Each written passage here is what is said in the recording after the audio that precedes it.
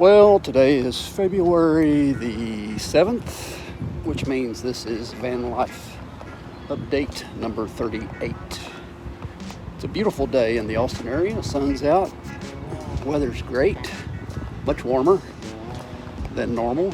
When you find you're in the middle of February, it's usually, February's can be a little bit iffy. Sometimes you get a really good ice storm or some snow before the spring comes, but maybe this February will luck out. The weather's great.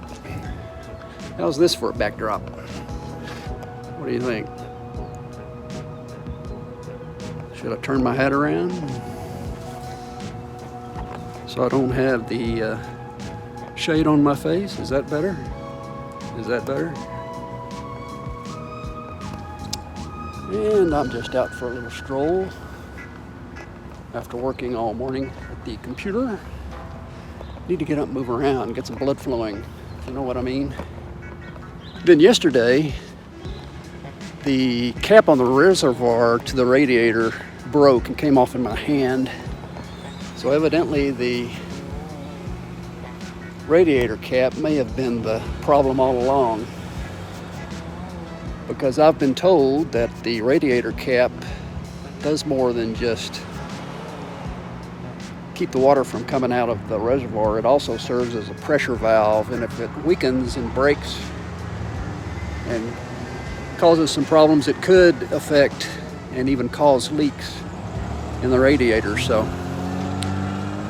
what do you think? Any mechanics out there? Get in the comments, let me know what you think. I may have dodged a bullet because I thought I was going to have a serious repair on my radiator, when it turns out all along it may have just been the radiator cap, which I dug out. You can see the video where yesterday I showed how I had to unplug the piece that was broken off into the top of the reservoir. I had to dig it out and replace the radiator cap. And I noticed that once I replaced the radiator cap, that the car no longer had a leak. And so far, it's maintaining a proper temperature. So I'll continue to keep an eye on it, test it, and then at some point I'll need to put some coolant back in it. But as for now, I think I'm going to be okay. So I guess the main thing I've learned this week and today, I'm thinking about this week and some of the things I may have learned about living on the road, van life in general, is that sometimes things don't turn out to be as serious as you first think.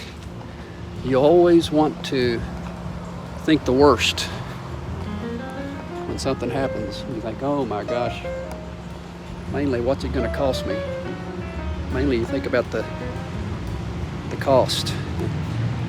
Because most of us, unless you're really well off, are always having to look at our budgets and trying to determine what we can afford and what we can't afford.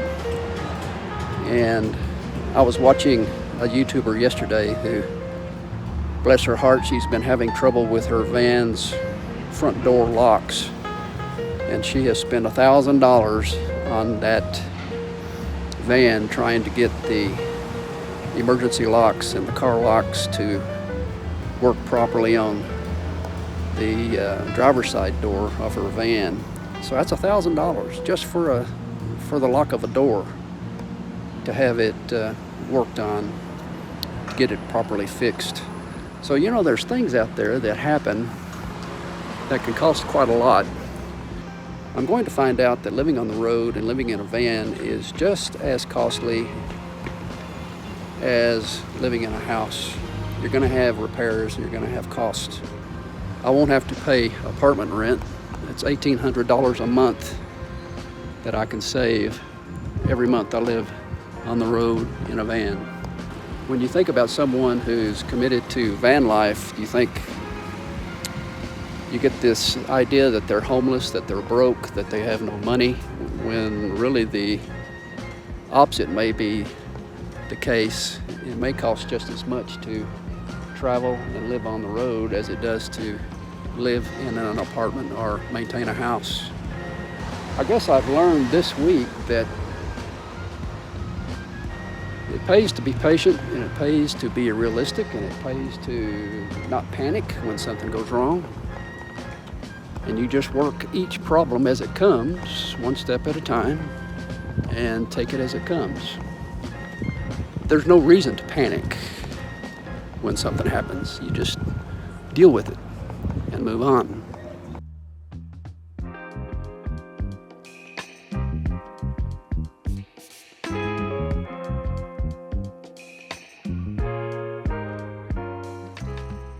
I think it's time for a piece of pizza.